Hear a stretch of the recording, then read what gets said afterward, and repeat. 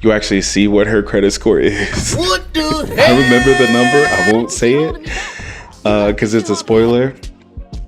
But just know that you can't even get a credit score that low.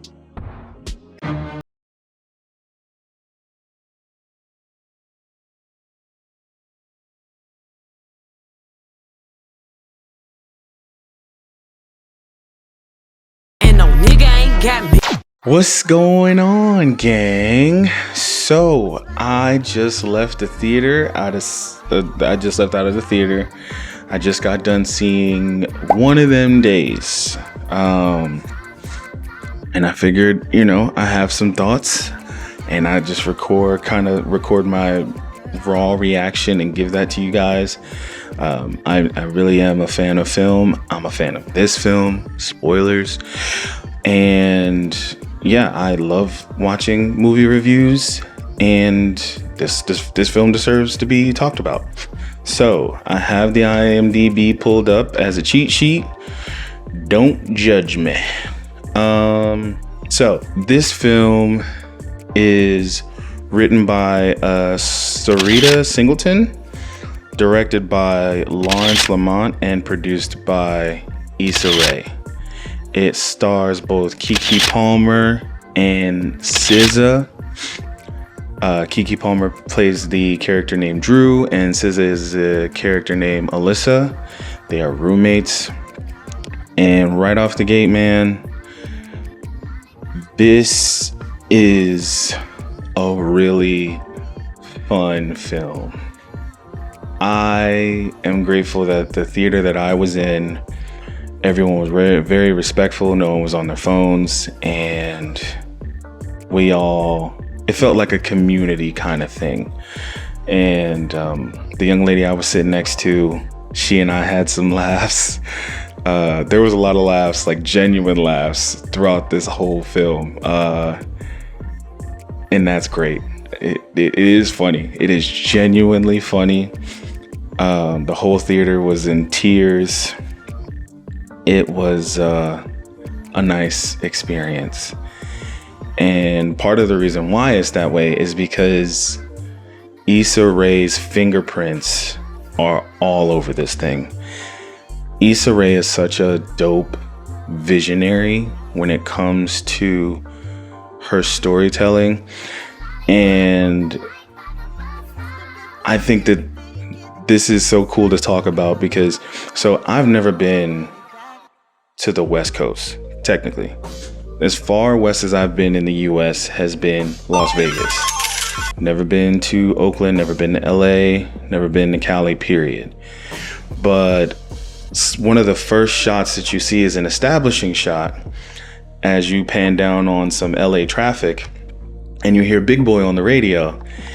And right away, you're kind of transplanted into what I assume is what it feels like to be in LA. The setting is so palpable and lived in. It feels tangible. It doesn't feel like a movie set. It doesn't feel like, there are people standing on the outskirts of the frame just watching what's going on and stuff like that. It feels real. And that comes down to attention to detail, which I very much appreciate. After we pan down, the first interaction that we have with the characters is you see Drew at her job. She's a waitress at a diner, and she's going around, she's serving everybody. She's interacting with like some old church ladies, and she's interacting with some drunk girls who are like super hungover. And inside of that little diner, she feels like the mayor, and you get different characters who feel like they've existed before we got there and feel like they'll exist when we leave here, like when you leave the movie. And just little touches like that are so overlooked but so important when trying to world build for a film. And I very much appreciate it. It worked for me. It is part of the reasons why I think Issa Rae is so talented, and of course the director, Mr. Lamont. That vision was just so. I feel like they carried it out. I don't think that they've. I of course I'm not in that room, but I feel like they don't feel as though they've left anything on the cutting room floor, no stone unturned, and that is on purpose. Speaking of Keke Palmer, though, she carries this whole film. She carries the film. Her energy is so contagious and so real. I don't know how old her character is supposed to be. Like, we hear that she has like 15 credits left in college or something. But actually, how old is Keke Palmer now? Because I'd be interested to know. How old is Keke Palmer? Keke Palmer is 31. Okay. Damn, Akilah done grew up. No more spelling bees for her. She carries this film with her energy, her delivery. She hits every single comedic beat in this movie. I wouldn't be surprised if half the stuff that made me laugh that she said was completely improvised. Everything that she's selling, I'm buying, because she just has that charisma, that believability. Like, she feels like a real person who just persists through all the bull. And honestly, if she wasn't an actress, she would be one of the world's best salespeople, because she spins so many situations in this movie and you just believe it. Like, you just believe everything coming out of her face. But she also hits some very sincere beats too. I'm gonna do, by the way, the first half of this I'm gonna try and do spoiler free, and then talk about some spoilers toward the end, and I'll give you a warning for that. I know that's how the usual format goes. This is my very first movie review, please forgive me. But she has some very serious beats that she hits, and you believe those too. Yeah, it is a pleasure to watch her do her thing, and I'm a fan. I'm just a fan of hers.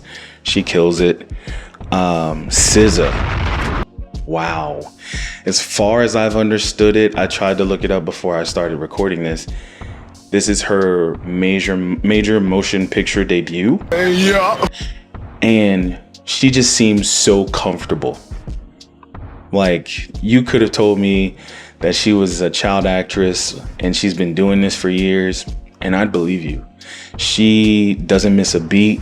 She also has some good laughs. Her character is very believable. We all know someone like her character. And she brings a level of like mellow comfortability to the film that's much appreciated. And honestly, these two are such a good tag team. I never would have thunk it that Akilah in the B and SZA, who, I mean, I'm a fan of her music, Snooze, Broken Clocks, like, you know, if you would have told me that they would star in a movie and carry that thing and that I'd walk out liking it, I'd probably look at you a little sideways. Not a great plan. But it works. It works. And I cannot wait. If she's going to do more things, I cannot wait to see SZA in some more stuff, because, you know, she's got acting chops.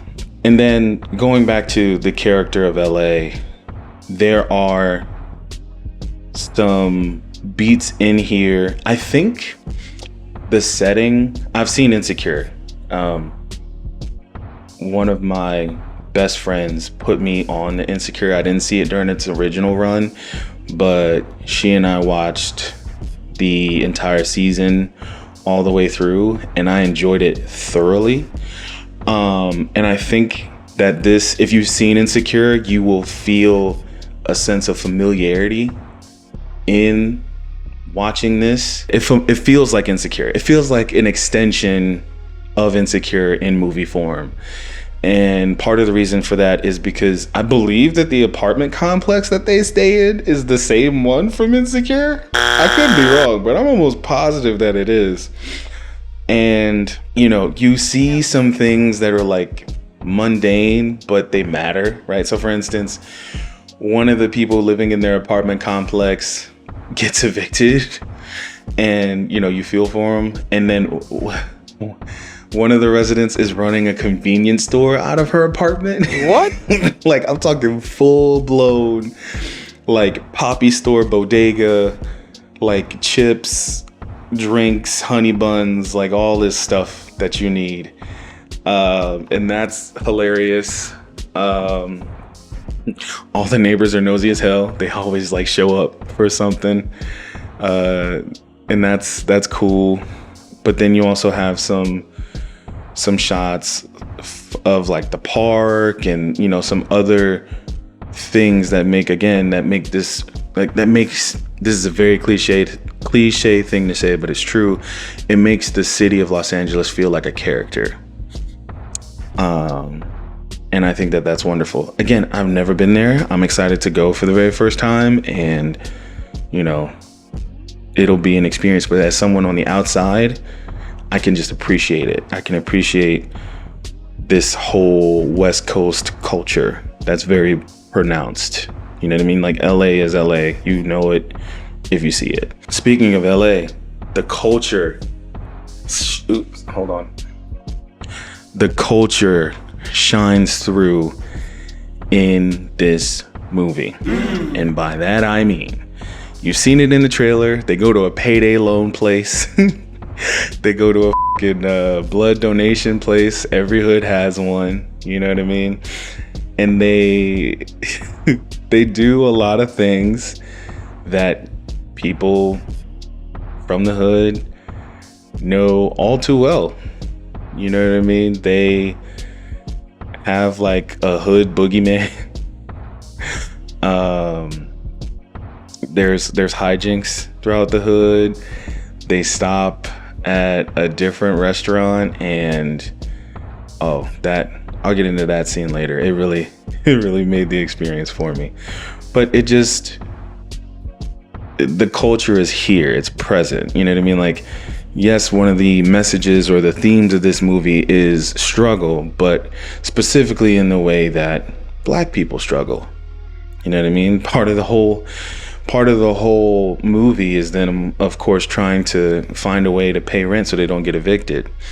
And they also do this they do this neat thing where they have like a countdown graphic, like X amount of time till eviction. And that's really dope. It's hilarious. It feels like a very good mashup of Friday, Lottery Ticket with Bow Wow, and Insecure. It honestly feels like a hood classic. I don't even want to hold you. I think they got that energy down pat with this. Okay, this is a spoiler. I don't like.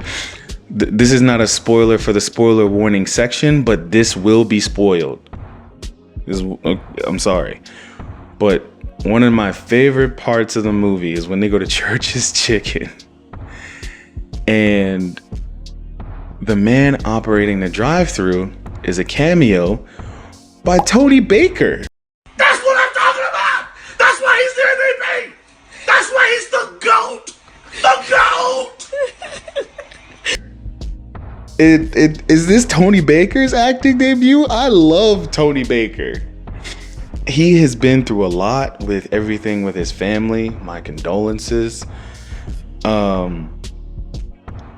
But to see him in this movie and kind of, you know, moving up in the world, like, shout out Tony B, man. If you haven't seen any of his material, please watch him. Please follow him on social media. He's hilarious, bro. He does voiceovers for like random clips of like cats and his skits for like villains. Like, my brother and I quote them to one another all the time. Like, yeah, You like that, Theodore? You enjoying your food there, Theodore? You having a good time eating your little hamster food, man? Yeah, it looks good, Theodore. You smell good, Theodore. I mean, your food smells good, Theodore. Yeah, your food smells great.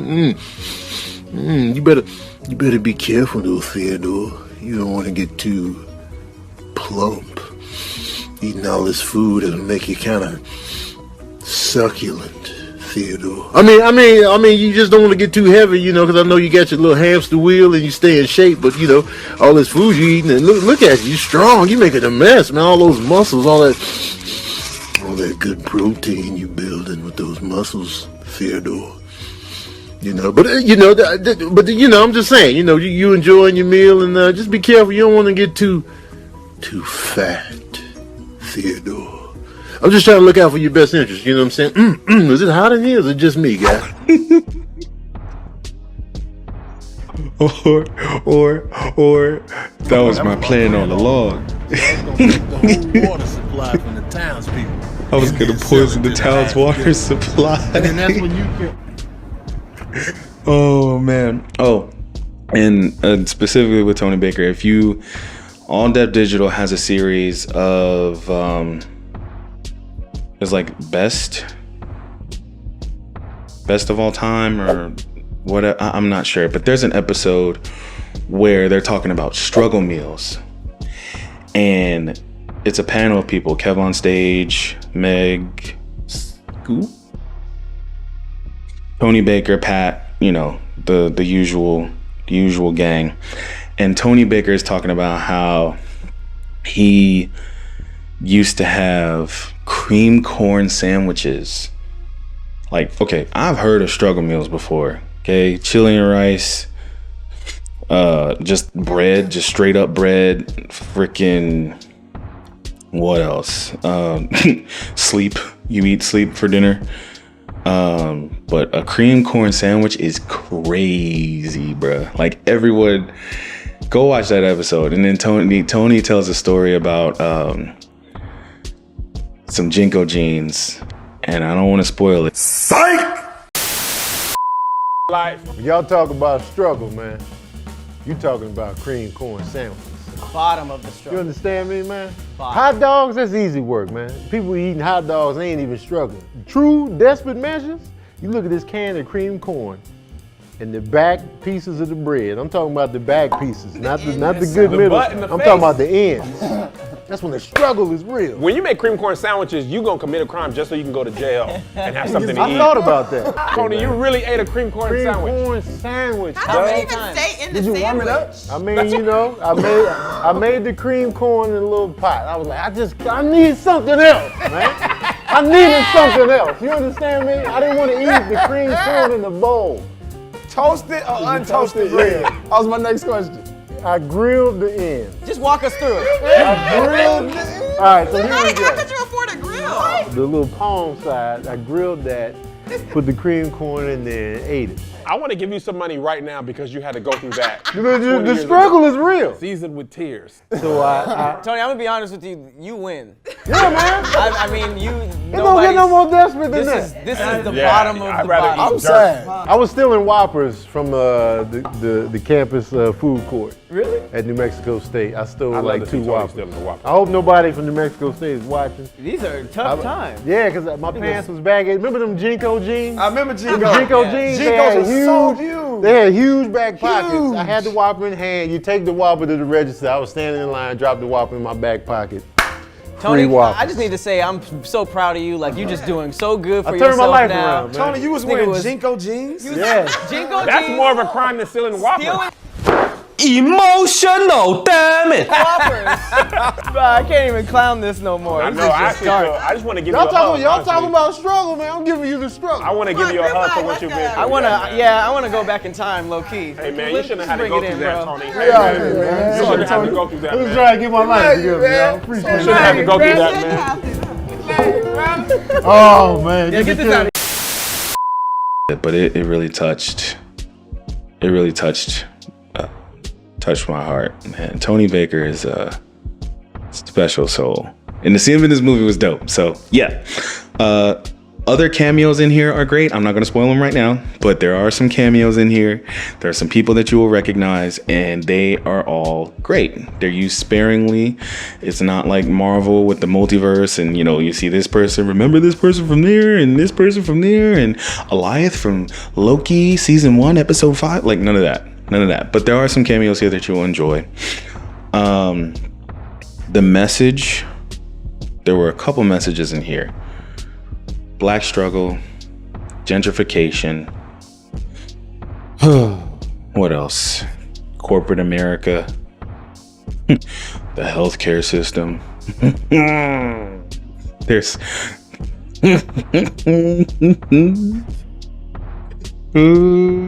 yeah, there are a few messages in here, and they are delivered very beautifully. As a black man, I very much hate it when a movie, I'm a member of its target audience, but the message is delivered so hand-fisted that there's no room for me to think, right? Like, you've basically told me everything I should be thinking and feeling, so there's no more room for me to be me. It's just, do this, think this, feel this. That's it. Not here though. These messages were delivered with tact and diplomacy. They didn't really get in the way of the plot at all. It was great. The movie didn't stop for them. It was very nice, and I appreciate the way that was handled. So yeah. There was this, you've seen this scene in the trailer, where she goes to get the payday loan, and the young lady processing their loan application laughs at her credit score. You actually see what her credit score is. What the I remember the number. I won't say it because it's a spoiler. But just know that you can't even get a credit score that low. But to flash and see the computer, that really did something for me. That was funny. What else, man? Okay, so there's a twist in this film that was beautifully set up that made me feel a way. And I'll get into that in the spoiler section. But good job. Good job, gang, behind this movie. Everyone who's responsible for making this. Good job. Ooh, okay. And then the ending. I do believe, and unfortunately this is just because of the nature of the internet, people always find something to not like about anything. And I do believe that there will be a narrative pushed about the ending of this movie. And all I have to say about that is, please just don't. Just don't. It doesn't ruin the film.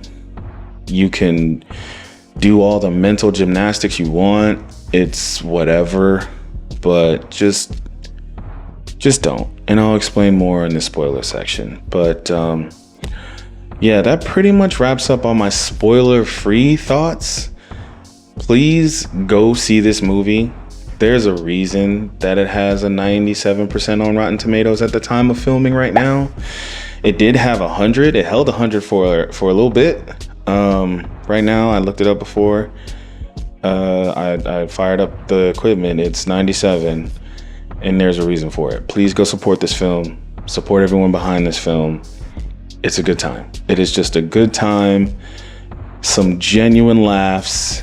Some if you know, you know type energy. It's great. That being said, now comes the spoiler section. This is your official spoiler warning. I will put an alarm here. If you don't want this movie to be spoiled, get the man. Anyway. Okay. So one of the things in this movie that was done on purpose, but is still a spoiler. And one of the things that I feel like the internet will, again, just kind of maybe use as a knock against this movie, that isn't a knock against this movie, is the character of SZA's boyfriend. Bro, I hated his character, and that was by design. This man is a bum. He's got... he's like that holistic... what's your sign type dude, and you know, SZA's just head over heels for this man, and you know, he's living with them and he's not paying rent, and he drinks Keke Palmer's apple juice right out the carton as soon as she gets it. His sneakers are everywhere. It's like somehow he can afford J's, but he can't afford to help out with anything else. And as the movie goes on, bro, he is just such a... And you find out pretty early into meeting him that the reason that SZA's dating him, excuse me, is because he's got some big ass shmee. What did he say? They show you his print, bro. That nigga is packing. Pause! I think that got some of the biggest laughs in our theater, bro. That shit was just hilarious. But yeah, man, he is kind of the reason that the plot goes along, because SZA gives him the rent money to pay to their landlord, and this nigga takes and blows it on shirts. And then he's cheating also. Yeah, man. And then the girl that he's cheating with, I think, hold on, is her name Bernice? Let's pull up IMDb. Don't want to be wrong. I'm pretty sure it is. It is Bernice. Bernice, played by Jesus Scott. Part of the reason why I feel like this has some hints of Friday is because her character is like the female Debo. You know what I mean? She puts some wrestling moves on Keke Palmer and SZA. Like, she fucks them up good. She man out the whole movie, and you see them you see her track down our main characters, and she takes their money, bro. She runs their pockets. It's bad. And apparently she's got a fatty. You know what I mean? She throws it the first time they meet. In her intro is the reason that the intro to this video is the same song, because that intro was dope. I ain't got no nigga, and no nigga ain't got me. Hey! I love her intro, but she this entire movie, and then he ends up going just being a leech off of someone off of the character of Bethany at the end of this movie. And I'm sure there are going to be some people on the internet talking about how, you know, his portrayal is not a cool portrayal of like black men or whatever, but just leave it alone, man. You're supposed to dislike him. Bro, I hated him. Even by the end of this movie, bro, his voice irked my soul, and it was on purpose. Okay. Another spoiler that really had me was the maniac twist. So throughout the film, Keke Palmer's love interest is a dude named Maniac, and he's very ambiguous. He's kind of soft spoken. He's got some riz for sure. The assumption that I made was that he was a dope boy. He was selling drugs, because he comes through, he buys something from the store. The next time you see him, he's in the drive-through trying to help the girls after they got hit by the biscuit bandit or something like that, yo. That was hilarious. But he picks them up in a Mercedes and buys them food, and he's wearing jewelry, right? And he's well put together. And my mind, and I guess this says more about me than anything else, but my mind was like, okay, he's selling drugs. He's a drug dealer. That's why his name's Maniac. He's killed some people. They talk about him going to juvie, right? And I think that was also by design. Shout out y'all. Shout out to the writers, to the director, to Issa, because I think that was on purpose, and that's more of a commentary on how we've been trained to profile ourselves. Because I did straight up, I profiled this brother. And as they're talking about him going to juvie and stuff, he's in the car with Keke Palmer. Under his front seat, you see an axe slide out from the front seat. And of course there's like a stinger, an audio stinger, and you're like, oh shit, he's killed people, blah blah blah. Well, at the end of the movie, their apartment catches on fire because of the boyfriend lighting candles like a dickhead. And you expect them to get rescued. They get rescued by some firefighters. And you see them break down the door with a hatchet. Come to find out, this young brother was a firefighter the whole time. He wasn't a drug dealer. He was a public servant. He was doing some great stuff. And, you know, they tie everything together in a nice little knot. And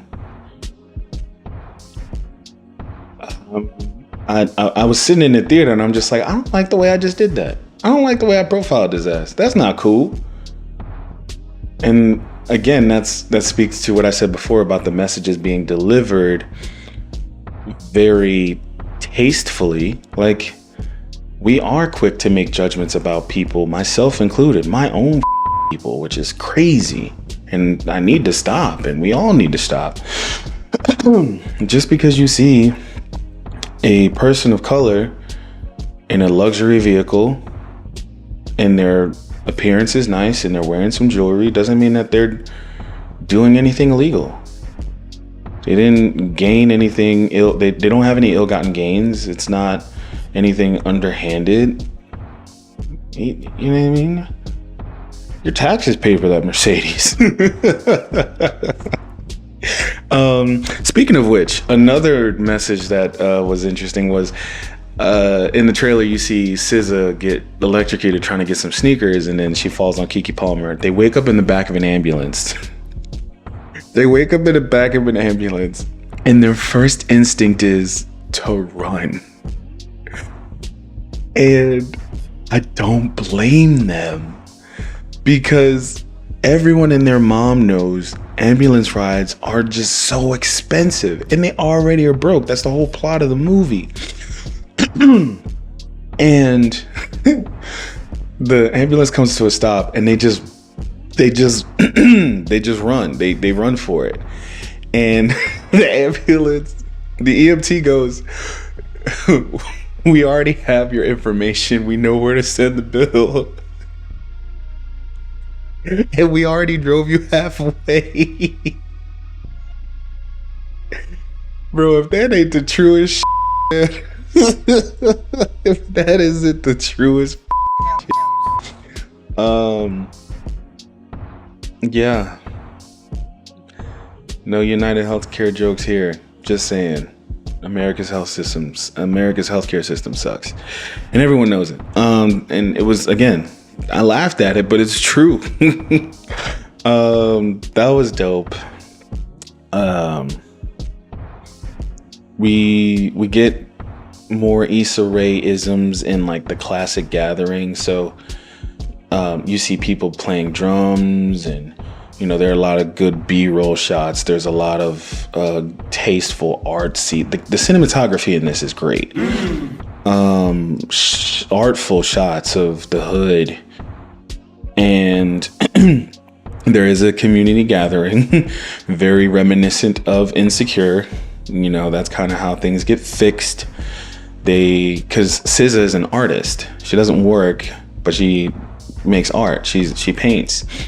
And their apartment complex gets gentrified by Bethany, and lo and behold, when they get evicted, Bethany sees one of SZA's paintings and she wants to buy it. So this is where I think another thing that the internet may draw out and make a big thing. Someone might draw a parallel between that and the white savior complex plot device, whatever you want to call it, right? Because turns out Bethany is like, she works in marketing and she has connections and she helps them throw this pop-up art auction, and that's how they make their money, and that's how some of the financially based plot devices or plot threads get solved.